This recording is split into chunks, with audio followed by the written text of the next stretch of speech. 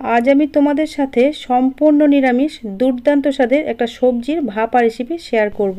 দেখেই বুঝতে পারছো বন্ধুরা ভাপা রেসিপিটা কতটা লোভনীয় হয়েছে, আর দেখতে যতটা লোভনীয় খেতে কিন্তু তার থেকেও বেশি টেস্টি। নমস্কার বন্ধুরা, বেঙ্গলি ওভেনে তোমাদের সবাইকে স্বাগত জানাই। আশা করছি তোমরা সকলে খুব ভালো আছো। এই ভাপা রেসিপিটা হাতের কাছে থাকা সামান্য কয়েকটি উপকরণে খুব সহজে তৈরি হয়ে যায়। তাহলে চলো বন্ধুরা, দারুণ টেস্টি এই ভাপা রেসিপিটা বানানো শুরু করি। প্রথমেই আমি এই ভাপাটার জন্য একটা মশলা বানিয়ে নেব। এর জন্য শিলের মধ্যে নিয়ে নিচ্ছি 1 টেবিল চামচ কালো সর্ষে, 1 টেবিল চামচ হলুদ সর্ষে আর 1 টেবিল চামচ পোস্ত। যে কোনো সবজির ভাপা রেসিপি বানাবার জন্য যদি শিলনোড়াতে মশলাটা পেস্ট করে নেওয়া যায় তাহলে ভাপা রেসিপির স্বাদ কিন্তু অনেক বেড়ে যায়। তবে তোমরা চাইলে কিন্তু মিক্সিতেও পেস্ট করে নিতে পারো মশলাটা। সর্ষে পোস্তর মধ্যে আমি দিয়ে দিলাম একটা বড় কাঁচা লঙ্কা আর স্বাদ মতো লবণ, আর দিচ্ছি 2 টেবিল চামচ কোরানো নারকেল। এই নারকেলটা কিন্তু অপশনাল, হাতের কাছে থাকলে দেবে, তাহলে ভাপা রেসিপির স্বাদ কিন্তু অনেক বেড়ে যাবে। আর লবণ আর কাঁচা লঙ্কাটা দিয়েছি যাতে সর্ষের মধ্যে তিতকুটে ভাবটা না আসে। এখানে আমি একটা কাঁচা লঙ্কা ব্যবহার করেছি, তোমরা কিন্তু তোমাদের স্বাদ অনুযায়ী কাঁচা লঙ্কাটা ব্যবহার করবে। এখন মশলাটাকে বেটে নিতে হবে, আর পেস্টটাকে খুব মিহি করে বাটতে হবে। আর তার জন্য একটা বাটিতে আমি কিছুটা নর্মাল জল নিয়ে নিয়েছি, আর এই জল অল্প অল্প করে দিয়ে এইভাবে পেস্ট করে নিতে হবে। একবার আমরা বেটে নিয়েছি কিন্তু একবারে পুরোপুরি মিহি হয়নি, তাই পুরোটাকে আমি আরও একবার বেটে নিচ্ছি এইভাবে। বন্ধুরা দেখো, আমি দুবার করে মিহি করে বেটে নিয়েছি। এইবার এই বাটা মশলাটা একটা বাটির মধ্যে আমরা তুলে নিচ্ছি। পেস্ট করা পুরো মশলাটাই আমি একটা বাটির মধ্যে তুলে নিয়েছি, আর শিলনোড়ার মধ্যে যেটুকু মশলা লেগে আছে এটাকে জল দিয়ে ভালো করে ধুয়ে নিচ্ছি। আমার মা বলেন যে শিলনোড়া ধোয়া জলটা সবজিতে ব্যবহার করলে সবজির স্বাদ অনেক বেড়ে যায়। এখন আমি যে বাটির মধ্যে সবজি ভাপা করব সেই বাটির মধ্যে নিয়ে নিলাম 3 টেবিল চামচ টক দই। এখন এই টক দইটাকে চামচ দিয়ে এইভাবে খুব ভালোভাবে ফেটিয়ে নিতে হবে। এই টক দইটা দিলে ভাপা রেসিপির মধ্যে একটা মালাইয়ের টেস্ট নিয়ে আসবে। তোমাদের হাতের কাছে যদি টক দই না থাকে তাহলে এর বদলে দুধের সর বা মালাই থাকলে সেটাকে কিন্তু ভালো করে ফেটিয়ে এইভাবে দিয়ে দিতে পারো। সেটাও যদি না থাকে তাহলে 1 টেবিল চামচ গুঁড়ো দুধকে অল্প একটু জলে গুলে এর মধ্যে দিয়ে দেবে, তাহলে ভাপা রেসিপির স্বাদ কিন্তু অনেক বেড়ে যাবে। বন্ধুরা, আমি দইটাকে খুব ভালোভাবে ফেটিয়ে নিয়েছি। এখন শিলনোড়ার মধ্যে আমরা যে মশলাটাকে পেস্ট করে রেখেছিলাম সেই মশলার পেস্টটা এই দইয়ের মধ্যে দিয়ে দিলাম, আর শিলনোড়া ধোয়া জলটা যে ছিল সেই জলটা একটু এর মধ্যে দিয়ে মশলার সাথে দইটাকে খুব ভালোভাবে মিশিয়ে নিতে হবে।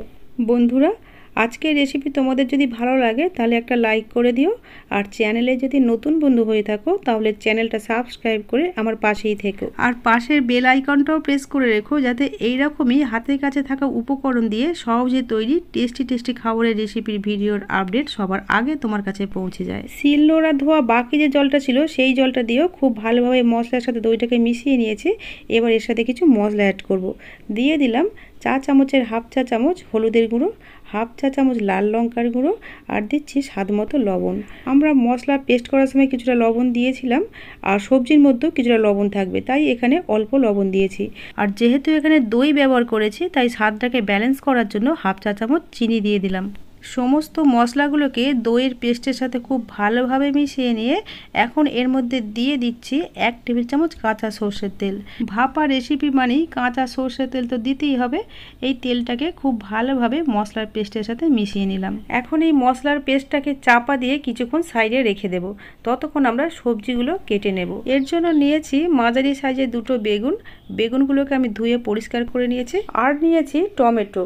প্রথমে একটা বেগুন নিয়ে এইভাবে বোটার দিকটা কেটে বাদ দিয়ে বেগুনটাকে এইভাবে লম্বালম্বিভাবে ফালি করে নিতে হবে। আর এর থেকে যদি বড় সাইজের বেগুন হয় তাহলে মাঝখান থেকে কেটেও কিন্তু ছোটো ছোটো ফালি করে নিতে পারো। সাইজগুলো তোমরা তোমাদের খুশি মতো কেটে নেবে। একটা বেগুনকে আমি 4 টুকরো করে কেটে নিয়েছি। একটা ভাগ সরু হয়ে গেছে তাই ওইটা বাদ দিয়ে আমি আরেকটা বেগুন থেকে আরও 2 টুকরো বেগুন নিয়ে মোট 5টা পিস আমি নিয়ে নিয়েছি। আর একটা টমেটো নিয়ে নিয়েছি। টমেটোর মাঝখান থেকে এইভাবে দুভাগ করে বোটার দিকটা একটু বাদ দিয়ে তারপর পাতলা পাতলা স্লাইস করে কেটে নিতে হবে। আমি এখানে একটা টমেটোর অর্ধেকটা ব্যবহার করেছি, তোমরা চাইলে কিন্তু আর একটু টমেটো দিতে পারো। কাটা টমেটোগুলোকে আমি বেগুনের পাশে রেখে দিলাম। আর আমি অল্প একটু ক্যাপসিকাম নিয়েছি। ক্যাপসিকামগুলো এইভাবে সরু সরু পাতলা পাতলা করে কেটে নিচ্ছি। এই ক্যাপসিকামটা দিলে কিন্তু ভাপা রেসিপিটার মধ্যে একটা সুন্দর ফ্লেভার আসে, তবে তোমরা চাইলে কিন্তু এটাকে স্কিপ করতে পারো।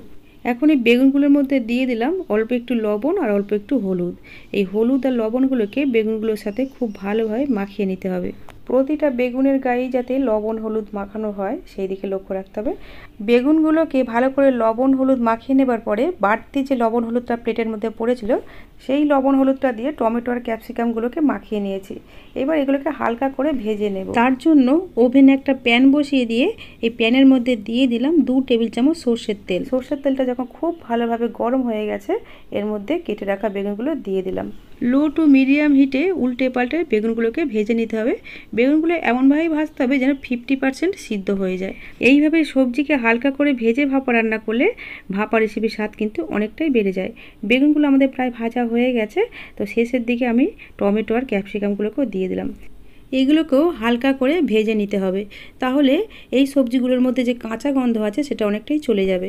টমেটো আর ক্যাপসিকামগুলোকে তেলের মধ্যে দেবার পরে 30 সেকেন্ড ভেজে নিয়ে সবজিগুলোকে প্যানের চারপাশে সরিয়ে দিয়ে মাঝখানটা ফাঁকা করে এর মধ্যে দিয়ে দিলাম 1/2 চা চামচ কালো জিরে। কালো জিরেগুলো দেবার পরে ফ্লেমটাকে অফ করে দিলাম আর গরম প্যানের মধ্যে কিছুক্ষণ কালো জিরেগুলোকে একটু নাড়াচাড়া করে নিলাম। এখন এই ভাজা সবজিগুলোকে সরাসরি প্যান থেকে আগে থেকে তৈরি করে রাখা মশলার পেস্টের মধ্যে ঢেলে দিতে হবে।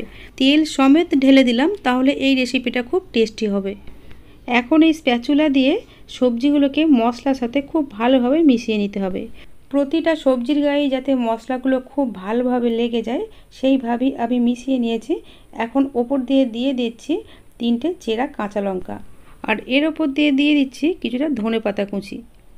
এই ধনেপাতা কুচি হাতের কাছে না থাকলে না দিলেও চলবে। এখন এর ওপর দিয়ে দিয়ে দিলাম 1 টেবিল চামচ কাঁচা সর্ষের তেল। এখন এইগুলোকে এইভাবেই চাপা দিয়ে দিলাম। এইবার এটাকে স্টিম করে নিতে হবে।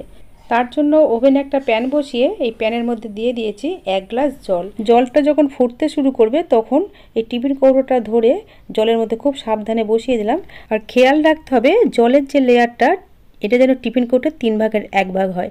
এর থেকে বেশি দিলে কিন্তু জলটা যখন ফুটতে শুরু করবে তখন কিন্তু টিফিন কৌটোর ঢাকনা দিয়ে ভিতরে জল ঢুকে যাবে। এইবারে ওপর দিয়ে একটা চাপা দিয়ে দিতে হবে খুব ভালোভাবে, যাতে ভিতরের বাষ্পটা বাইরে বেরিয়ে আসতে না পারে। আর ফ্লেমটাকে লো টু মিডিয়াম করে দিতে হবে। লো টু মিডিয়াম হিটে এটাকে 8 থেকে 10 মিনিট কুক করে নিতে হবে। যেহেতু সবজিগুলো কিছুটা ভাজা আছে তাই তৈরি করতে কিন্তু বেশি সময় লাগবে না। 10 মিনিট পরে আমি ফ্লেমটাকে অফ করে দিলাম। ফ্লেমটাকে অফ করে দেবার পরও চাপা অবস্থা আমি আরও 5 মিনিট রেখে দিয়েছিলাম।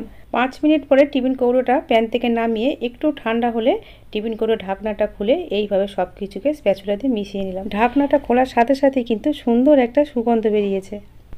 আমিষ বা নিরামিষ যে কোনো দিনই এই রেসিপিটা বানিয়ে খেয়ে দেখতে পারো। বাড়িতে বানালে আমাকে কমেন্টে জানাতে ভুলো না রেসিপিটা তোমাদের কেমন লেগেছিল। যে সকল বন্ধুরা আগে থেকে আমার চ্যানেলটা সাবস্ক্রাইব করে রেখেছো তাদেরকে অসংখ্য ধন্যবাদ আর ভালোবাসা জানিয়ে আজকে রেসিপি শেষ করছি। তোমরা সবাই ভালো থেকো, সুস্থ থেকো, সাবধানে থেকো। শেষ পর্যন্ত ভিডিওটা দেখার জন্য তোমাদের সবাইকে জানাই অসংখ্য ধন্যবাদ।